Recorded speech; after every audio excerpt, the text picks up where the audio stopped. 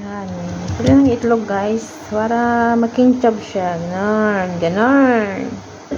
Tapos, lagyan natin siya ng sesame seed para maganda siya. Ganon. Yan na, guys. Alasado na siya. Kaya, isasalang ko na po siya ngayon. Yan po yung bago kong design ngayon, guys.